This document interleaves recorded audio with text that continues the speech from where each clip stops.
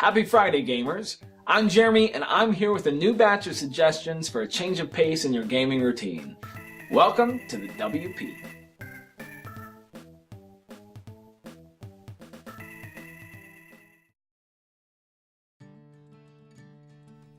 Bastien is an isometric fantasy RPG by Supergiant Games.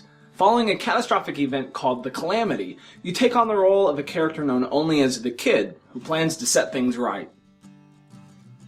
In this recently devastated world, you take on the responsibility of reconstructing a home base known as the Bastien by collecting fragmented crystals from across the world. While the gameplay may be a little repetitive, it lends itself to a sense of familiarity within the basic weapons and offers a decent challenge by switching to different combinations of equipment. The world is a colorful collection of floating islands that all form a path in front of you as a guide towards the next step of progression. Aside from the visuals is the great aspect of the game's sound design. A snarky narrator guides you through the story, even commenting on how well you progress through the levels, and the folksy soundtrack blends well with the lush yet dilapidated environment around you. With each completed level, your home base becomes a little more structured, allowing for improvements in your arsenal and changes to your abilities. Piece by piece, it's time to save your few fellow survivors from an even worse fate.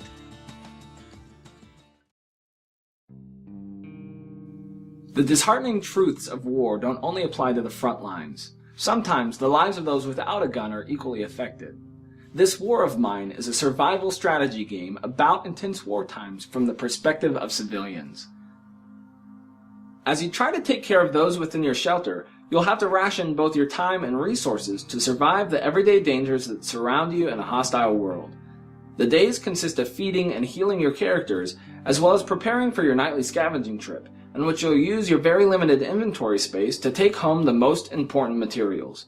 Every character has interesting backstories and specific talents which need to be utilized to effectively work towards the safety of your comrades.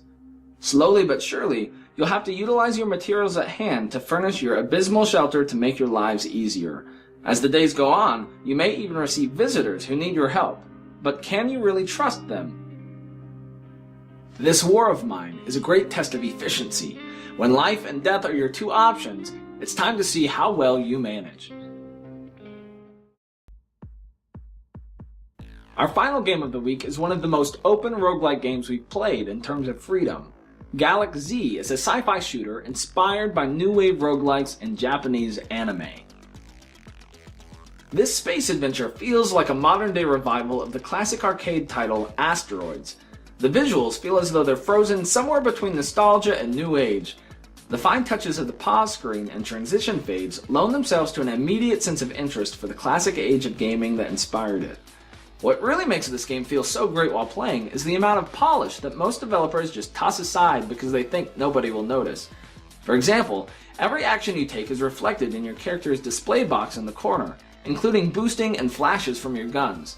This amount of visual polish is also notable in the explosions from enemy ships which exist in a 3D space, really standing out from the 2D world you operate in as a player. Despite our focus being on the visuals, galak-z also offers a great challenge of gameplay with controls that call for skilled gamers. So, give it a shot and see if you can set the galaxy in order. Thank you all for joining this episode of What's Worth Playing. We know how easy it is to become jaded by playing the same old games day in and day out. So, if you'd like a more positive outlook on gaming, consider joining our community by subscribing so we can help you find new games. We'll be here every other week with new suggestions. So, we hope to see you next time.